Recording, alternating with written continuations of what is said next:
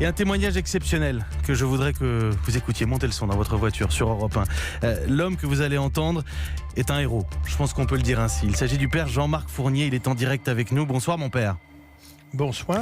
Merci de nous accorder quelques minutes sur Europe 1. C'est important. On n'a pas entendu votre témoignage encore. Vous êtes ancien aumônier militaire, aumônier de la brigade des sapeurs-pompiers de Paris. Où étiez-vous lorsque vous avez appris que la cathédrale Notre-Dame de Paris subissait un incendie ? Alors je suis toujours aumônier militaire puisque la brigade de sapeurs-pompiers est une unité de militaires. Donc ceci étant dit, où j'étais sous l'Arc de Triomphe avec monseigneur l'évêque aux armées, monseigneur de Romanais, pour honorer nos grands anciens, à savoir le ravivage de la flamme comme nous faisons tous les ans, ce même lundi dans la Semaine Sainte. Lorsque vous avez appris qu'un feu avait pris dans la cathédrale Notre-Dame, vous avez accouru. Exactement, selon ce qui m'est demandé, puisque je suis l'aumônier d'astreinte, donc je me suis changé, enfilé ma tenue de feu, et je me suis précipité pour me mettre à la disposition du commandant des opérations de secours, voir comment je pouvais apporter mon secours, donc mon aide et mon expertise sur ce qui était en train de se dérouler. On a salué et on a bien fait longuement le travail des pompiers sur la cathédrale Notre-Dame de Paris. Ce qu'on a aussi noté avec curiosité, avec intérêt, c'est le trésor qu'elle abritait et le fait que la couronne d'épines portée par le Christ avait été sauvée. Père Jean-Marc Fournier, c'est vous qui avez décidé de vous saisir de cette mission et d'aller sauver la couronne d'épines du Christ. Alors je crois que c'était un peu dans les esprits de tout le monde, particulièrement des sacristains, des chapelains, et je pense particulièrement, alors je suis pas de la cathédrale, on sait très bien que c'est un bien très précieux, donc tout le monde avait présent à l'esprit le sauvetage de ce bien qui n'appartient même pas simplement aux chrétiens, aux catholiques de Paris, ni même aux catholiques de France, mais vraiment à l'ensemble de l'humanité. Et pour ce faire, eh bien, il fallait effectivement rentrer dans la cathédrale pour se saisir de la couronne qui était réservée dans un coffre. Pour votre sécurité, cela paraît évident, on a voulu vous empêcher l'accès de la cathédrale Notre-Dame. Non, pas du tout, à aucun moment, mais la difficulté c'était que pour accéder à ce coffre, donc c'était assez simple, il fallait briser une vitre, mais il fallait surtout un code afin d'ouvrir le coffre. Et là, vous comprenez qu'on s'est réparti en quelque sorte les missions. Il y a une première équipe dans laquelle j'étais, puisque je sortais d'un point de situation avec le président de la République, et avec un officier supérieur, un lieutenant-colonel qui est le commandant en second du groupement des appuis et de secours. Nous avons cherché les détenteurs de ce code, enfin au moins un, de manière à pouvoir faciliter le travail de la deuxième partie de l'équipe, c'est-à-dire des pompiers qui étaient déjà à pied d'œuvre pour briser la protection de la couronne d'épines et commencer à préparer l'ouverture du coffre. Il se trouve que je pense qu'un des sacristains, en tout cas un des intendants était là, qui lui possédait ce coffre, et quand nous avons enfin eu des clés, à savoir les passes de la cathédrale, eh bien à notre arrivée, l'extraction avait déjà eu lieu et la mise en sécurité sous la protection donc des fonctionnaires de police dans la zone vie des ouvriers au chevet de la cathédrale. Quand vous êtes entré dans la cathédrale, est-ce que vous pouvez nous décrire ce que vous avez vu et ce que vous avez ressenti, Jean-Marc Fournier ? Eh bien, rentrer dans la cathédrale, d'abord c'est toujours avec émotion qu'on rentre dans la cathédrale Notre-Dame de Paris, et là l'émotion était démultipliée en raison des circonstances dramatiques qu'il nous était donné de vivre.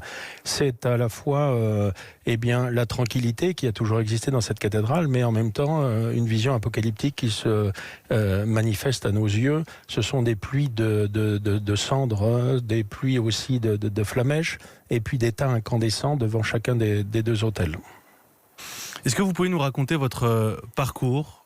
Tout le monde connaît la cathédrale Notre-Dame de Paris, mais entre votre entrée dans le lieu et l'arrivée au trésor ? Alors, nous rentrons par une porte latérale qui est après le trésor.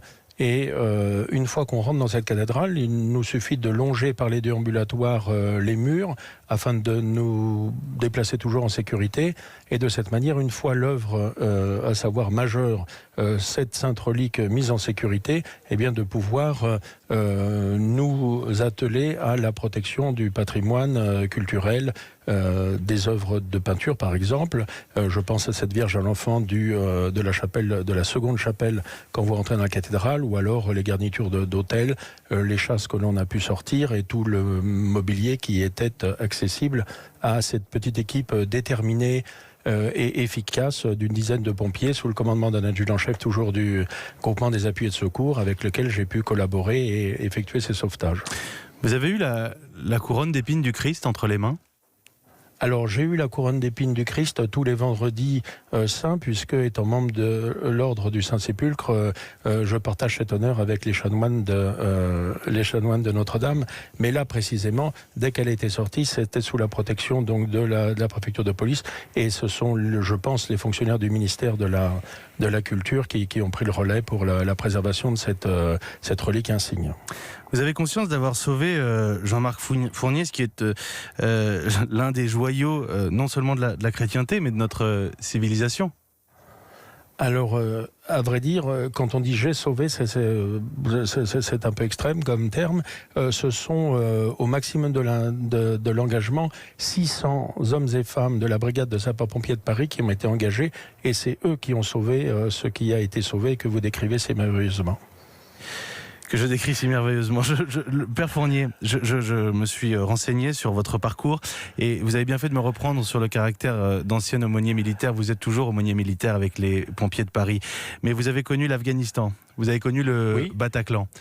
Aujourd'hui, est-ce que vous compareriez ce que vous avez vécu lundi soir avec ces expériences précédentes ? Alors écoutez, l'Afghanistan, c'était de mettre en terre 10 camarades avec lesquels nous avions combattu et avec lesquels nous vivions. Donc c'est une expérience qui est absolument d'une autre dimension.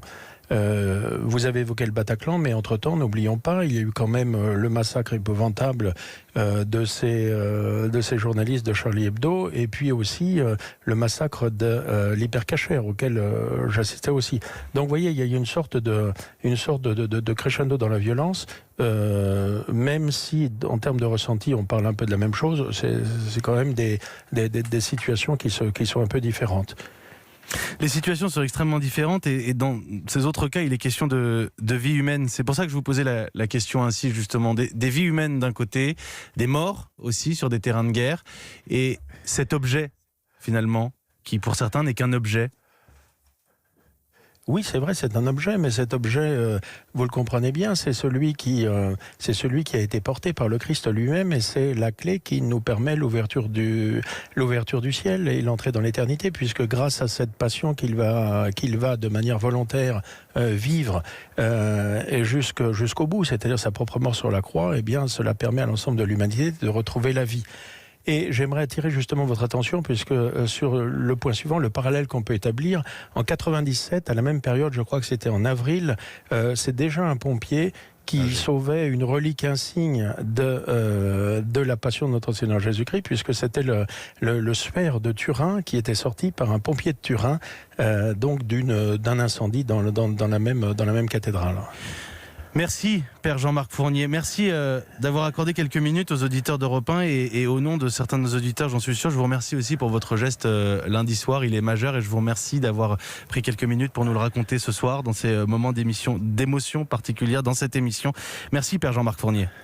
Eh bien, je vous remercie, mais je remercie surtout mes camarades, hommes et femmes de la brigade, qui font un travail extraordinaire au service de nos concitoyens de Paris et de la Petite Couronne. Merci beaucoup, il est 17h31. Vous êtes sur Europe 1, j'espère que vous avez conscience du caractère exceptionnel de ce témoignage.